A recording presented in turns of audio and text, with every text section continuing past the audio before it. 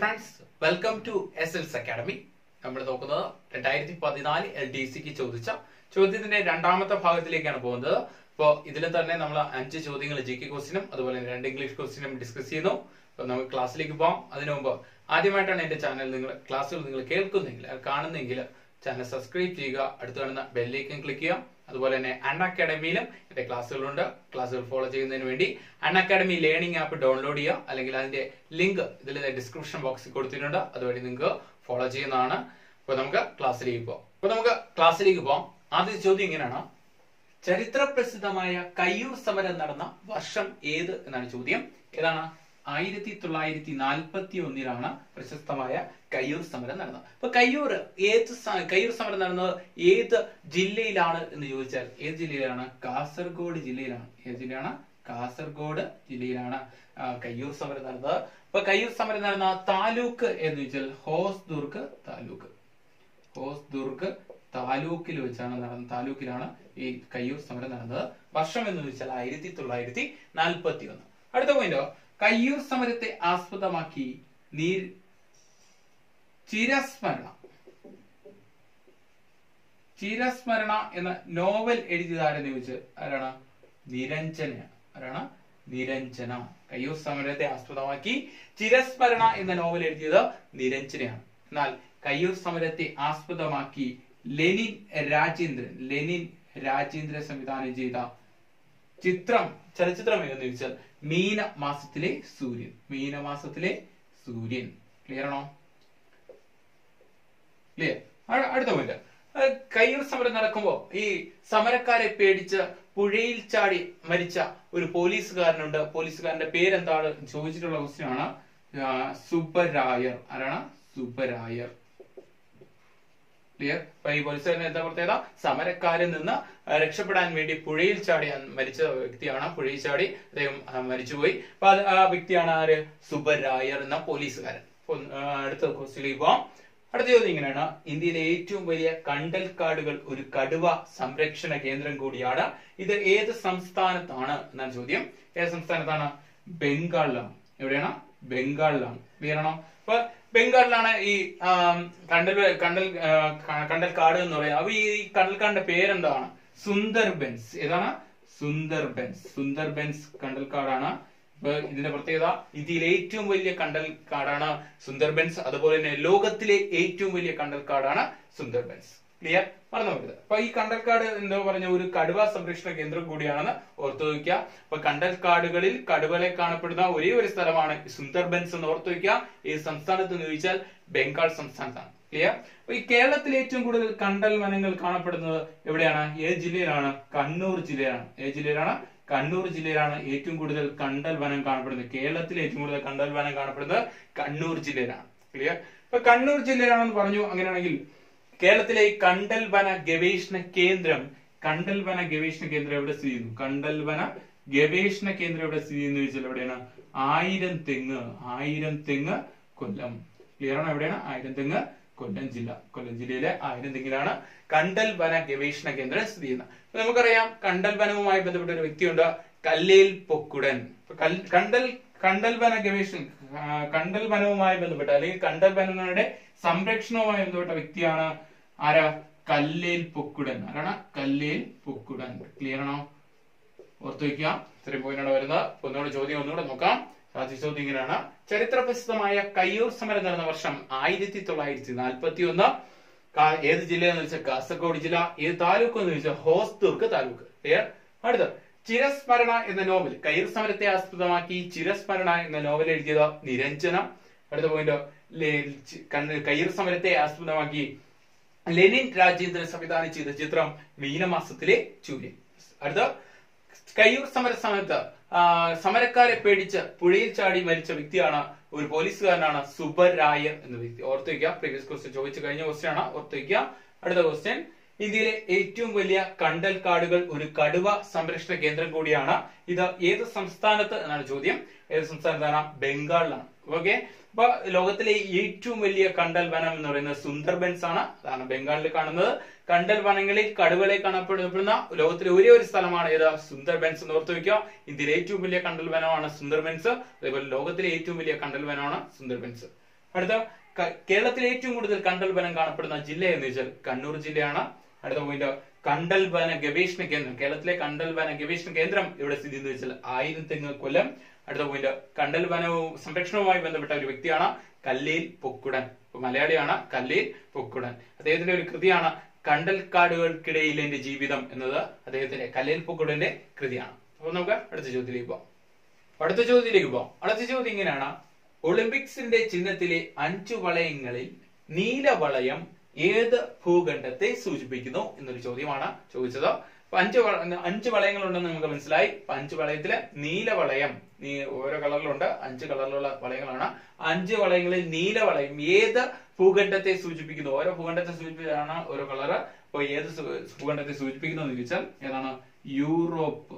ഏതാണ്? Europe. Europe ഭൂഖണ്ഡത്തെ സൂചിപ്പിക്കുന്നതാണ് നീലവളയം. അപ്പൊ നമുക്ക് ഓരോന്നായിട്ട് നോക്കാം. അതിൽ മഞ്ഞ വളയം സൂചിപ്പിക്കുന്നത്, മഞ്ഞ വളയം ഏതിനെ സൂചിപ്പിക്കുന്നത് വെച്ചാൽ ഏതാണ്? ഏഷ്യ സൂചിപ്പിക്കുന്നതാണ് മഞ്ഞ വളയം. ഏതാണ്?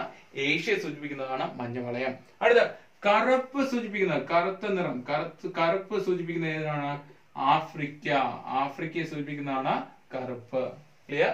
അടുത്ത പച്ച വളയം സൂചിപ്പിക്കുന്നത്, പച്ചവളയം ഏത് ഭൂഖണ്ഡത്തെ സൂചിപ്പിക്കുന്നത്? ഓസ്ട്രേലിയ.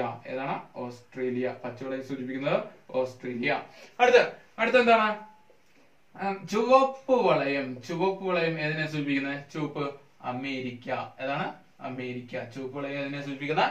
അമേരിക്ക. ക്ലിയർ ആണോ? അപ്പൊ 4 എണ്ണമായി. ഇനി അടുത്ത ഏതാ വരുന്നത്? മഞ്ഞയായി, കറുപ്പായി, പച്ചയായി, ചുവപ്പായി. അടുത്ത ഏത് വരും? ഓർത്ത് വെക്കാൻ വേണ്ടി പഠിച്ചു വെക്കേണ്ടത് ഇത് വരുന്നത് മഞ്ഞ വളയം സൂചിപ്പിക്കുന്ന ഏഷ്യ എന്ന് പറയുന്നത്, മഞ്ഞ എന്ന് പറയുന്നത് ശ്രീനാരായണ ഗുരു ഏതാ? ഏഷ്യൻ ഭൂഖണ്ഡത്തിലുള്ളതാണ്. അപ്പം മഞ്ഞ ഏഷ്യ എന്ന് പറയുക. കറുപ്പ് ആഫ്രിക്കൻ ഭൂഖണ്ഡമാണ്. ആഫ്രിക്കൻ ഇരുണ്ട ഭൂഖണ്ഡം എന്നറിയപ്പെടുന്ന ആഫ്രിക്കയാണ്. അപ്പൊ കറുപ്പ്. അടുത്ത പച്ച എന്നാണ് ഓസ്ട്രേലിയ എന്നൊരു ദ്വീപാണ്. പച്ച ഭൂഖണ്ഡം ആലോചിക്കുക. അമേരിക്ക ചുവപ്പ് എന്നാണ് അമേരിക്കയ്ക്ക് ചുവപ്പിനോട് ഒരു നെഗറ്റീവ് ഫീലിംഗ് ആണ്. അപ്പൊ അതുകൊണ്ട് ചുവപ്പ് എന്ന് പറയുന്നത് അമേരിക്ക എന്ന് പഠിക്കുക. അടുത്തൊരു നിറം കൂടെ ഉണ്ട്. ഏതാണ്? നീല ഏതാണ്? യൂറോപ്പ് എന്ന് പറയുന്നത് ചുറ്റും വെള്ളത്താൽ ചുറ്റിക്കിടക്കുന്നതാണ് യൂറോപ്പ് എന്ന് പറയുന്നത്. യൂറോപ്പ് നീല. അപ്പൊ അങ്ങനെ പഠിച്ചു വെക്കാൻ, ഓർത്തു വെക്കാൻ പറ്റും, നമുക്ക് ഓർത്തിരിക്കാൻ പറ്റും. അടുത്ത പോയിന്റ്. അടുത്ത നമുക്ക് നോക്കേണ്ടത് പുരാതന ഒളിമ്പിക്സ് ആരംഭിച്ച വർഷം. എപ്പോഴും ബേസിക് ചോദിക്കുന്ന ചോദ്യമാണ് പുരാതന ഒളിമ്പിക്സ് ആരംഭിച്ച വർഷം എന്ന് ചോദിച്ചാൽ BC 776. ഏത് വർഷമാണ്? BC 776. എന്നാൽ ആധുനിക ഒളിമ്പിക്സ് ആരംഭിച്ച വർഷം എന്ന് ചോദിച്ചാൽ AD 1896. ഏതാണ്? 1896. ആധുനിക ഒളിമ്പിക്സ് ആരംഭിച്ചത് AD 1896. എന്നാൽ ആധുനിക ഒളിമ്പിക്സിന്റെ പിതാവ് എന്നറിയപ്പെടുന്ന ആരാണ്? Pierre de Coubertin. ആരാണ്? Pierre de Coubertin. ആധുനിക ഒളിമ്പിക്സിന്റെ പിതാവ് എന്നറിയപ്പെടുന്നത് പിയറി ഡി കുബർട്ടിൻ. ക്ലിയർ? അപ്പൊ നമ്മൾ അടുത്ത ചോദ്യത്തിലേക്ക് പോവാം. ബംഗ്ലാദേശിന്റെ ദേശീയ കായിക വിനോദം ഏത് എന്നാണ് ചോദിച്ചിരിക്കുന്നത്. ഏതാണ് ബംഗ്ലാദേശിന്റെ കായിക വിനോദം? കബഡിയാണ്. ഏതാണ്? കബഡിയാണ് ബംഗ്ലാദേശിന്റെ കായിക വിനോദം. അപ്പൊ നമുക്ക് അടുത്തുള്ള രാജ്യങ്ങളുടെ കായിക വിനോദങ്ങൾ നോക്കാം. പാകിസ്ഥാന്റെ കായിക വിനോദം ഏതാണ്? ഹോക്കിയാണ്. ക്ലിയർ ആണോ? പാകിസ്ഥാന്റെ കായിക വിനോദം ഏതാണ്? ഹോക്കിയാണ്. ഇന്ത്യയുടെയും ഹോക്കിയാണ്. ക്ലിയർ? അടുത്ത നേപ്പാളിന്റെ കായിക വിനോദം ഏതാണ്? നേപ്പാളിന്റേത് കബഡിയാണ്. ഏതാണ്? കബഡിയാണ്. നേപ്പാളിന്റെ കായിക വിനോദം കബഡിയാണ്. ചൈനയുടെ കായിക വിനോദം ടേബിൾ ടെന്നീസ്. ഏതാണ്? Table tennis. ചൈനയുടെ കായിക വിനോദം ഏതാണ്? Table tennis. അടുത്ത ശ്രീലങ്കയുടെ കായിക വിനോദം. ശ്രീലങ്കയുടെ കായിക വിനോദം ഏതാണ്? വോളിബോൾ. എന്താണ്? വോളിബോൾ. ശ്രീലങ്കയുടെ കായിക വിനോദം വോളിബോൾ. ക്ലിയർ ആണോ? അടുത്ത ഭൂട്ടാന്റെ കായിക വിനോദം. ഭൂട്ടാന്റെ കായിക വിനോദം എന്താണ്? അമ്പെയ്ത്ത്. ക്ലിയർ ആണോ? ഭൂട്ടാന്റെ കായിക വിനോദം അമ്പെയ്ത്ത്. അപ്പൊ നമുക്ക് നോക്കാം. ചോദ്യം ഇങ്ങനെയായിരുന്നു: ഒളിമ്പിക്സ് ചിഹ്നത്തിലെ 5 വളയങ്ങൾ നീല വളയം ഏത് ഭൂഖണ്ഡത്തെ സൂചിപ്പിക്കുന്നു? ഏതാണ്? യൂറോപ്പ്. ബാക്കി 4 വളയങ്ങൾ നമുക്ക് നോക്കാം. മഞ്ഞ വളയം ഏതാണ്? ഏഷ്യ. അടുത്ത കറുപ്പ് ആഫ്രിക്ക, പച്ച ഓസ്ട്രേലിയ, അടുത്ത ചുവപ്പ് അമേരിക്ക. അപ്പൊ അതിന്ന് പറഞ്ഞു വന്നതാണ്. അതിന് കണക്ട് ചെയ്ത് പറഞ്ഞാൽ പുരാതന ഒളിമ്പിക്സ് ആരംഭിച്ച വർഷം BC 776. എന്നാൽ ആധുനിക ഒളിമ്പിക്സ് ആരംഭിച്ച വർഷം AD 1896. അപ്പൊ ആധുനിക ഒളിമ്പിക്സിന്റെ പിതാവ് എന്നറിയപ്പെടുന്നത് പിയറി ഡി കുബർട്ടിൻ. അടുത്ത ക്വസ്റ്റ്യൻ: ബംഗ്ലാദേശിന്റെ ദേശീയ കായിക വിനോദം ഏത് എന്ന് ചോദിച്ചാൽ കബഡിയാണ്. അടുത്ത പാകിസ്ഥാന്റെ ദേശീയ കായിക വിനോദം ഹോക്കി. ഇന്ത്യയുടെയും ഹോക്കിയാണ്. നേപ്പാളിന്റേത് കബഡി, അടുത്ത ചൈനയുടെ ടേബിൾ ടെന്നീസ്, അടുത്ത ശ്രീലങ്കയുടെ വോളിബോൾ, ഭൂട്ടാന്റേത് അമ്പെയ്ത്ത്. ക്ലിയർ?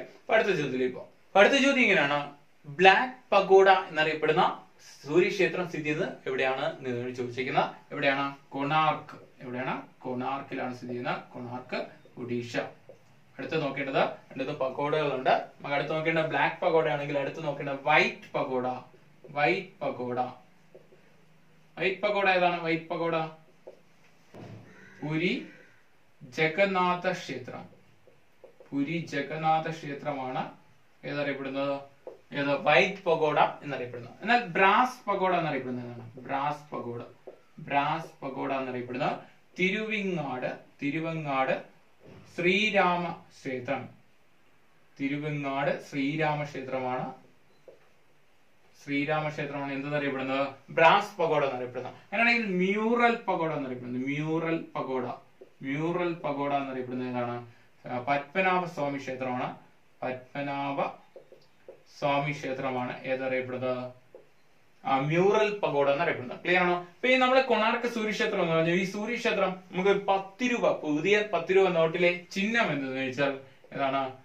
കൊണാർക്കിലെ സൂര്യക്ഷേത്രമാണ്. ക്ലിയർ ആണോ? 10 രൂപ നോട്ടിലെ ചിഹ്നം എന്ന് വെച്ചാൽ കൊണാർക്കിലെ സൂര്യക്ഷേത്രം. പഠിച്ചു വെക്കാം. അടുത്ത നമുക്ക് 2 ഇംഗ്ലീഷ് ചോദ്യങ്ങൾ നോക്കാം. ഒന്നാമത് don't play at night is dash A sentence. A or and dash sentence. Don't play at night.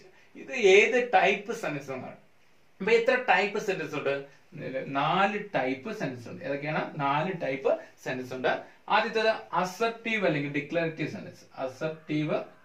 Assertive അല്ലെങ്കിൽ ഡിക്ലറേറ്റീവ് സെന്റൻസ്. രണ്ടാമത്തത് ഇന്ററോഗേറ്റീവ് സെന്റൻസ്. മൂന്നാമത്തത് ഇംപെരേറ്റീവ്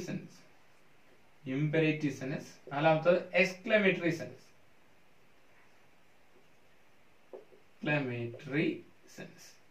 4 ടൈപ്പ് സെന്റൻസ് ഉണ്ട്. ഒന്ന് അസർട്ടീവ് അല്ലെങ്കിൽ ഡിക്ലറേറ്റീവ് സെന്റൻസ്, രണ്ടാമത്തെ ഇന്ററോഗേറ്റീവ് സെന്റൻസ് അല്ലെങ്കിൽ ഇന്ററോഗേറ്റീവ് സെന്റൻസ്, മൂന്നാമത്തെ ഇംപെരേറ്റീവ് sentence, നാലാമത്തെ എക്സ്ക്ലമേറ്ററി സെന്റൻസ്.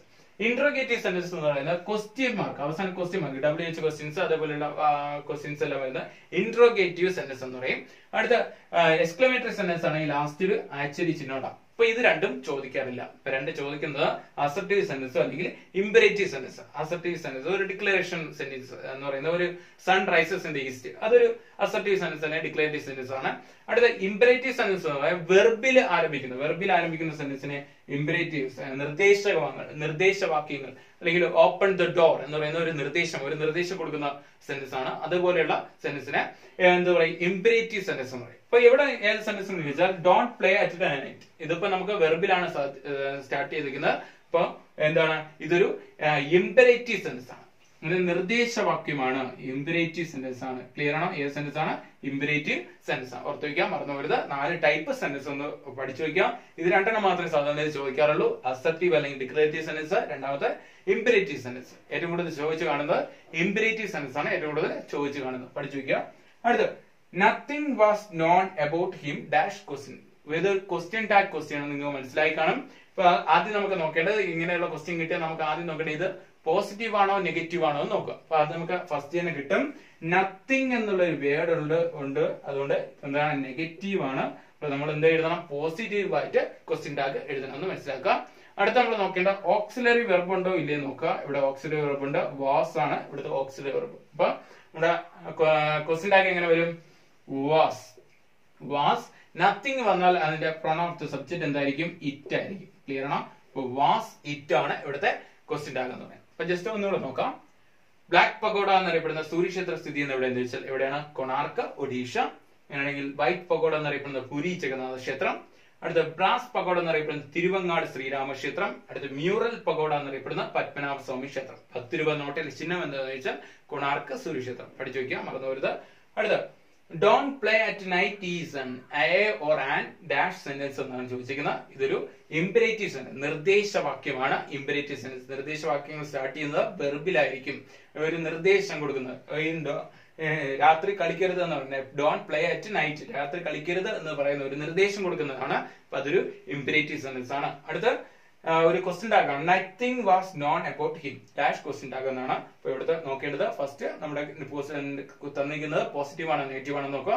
ഇതൊരു നെഗറ്റീവ് സെൻസ് ആണ്. അപ്പൊ നമ്മൾ പോസിറ്റീവ് ആയിരിക്കണം നമ്മുടെ ക്വസ്റ്റ്യൻ ടാഗ് എന്ന് മനസ്സിലാക്കുക. അടുത്ത് നത്തിങ് വന്നോട്ടാണ് ഇത് നെഗറ്റീവ്. അടുത്ത് ഇവിടെ ഓക്സിലറി വെർബ് നോക്കുക. ഇവിടുത്തെ ഓക്സിലറി വെർബ് വാസ് ആണ്. അപ്പൊ വാസ് ഇറ്റ്. ക്ലിയർ ആണോ? അതാണ് ക്വസ്റ്റ്യൻ ടാഗ് എന്ന് പറയുന്നത്. നിങ്ങൾ വീഡിയോ ഇഷ്ടപ്പെട്ടാൽ ലൈക്ക് ചെയ്യുക, കമന്റ് ചെയ്യുക, ഷെയർ ചെയ്യുക. അടുത്ത ദിവസം അടുത്തൊരു പാട്ടുമായി വീണ്ടും കാണാം.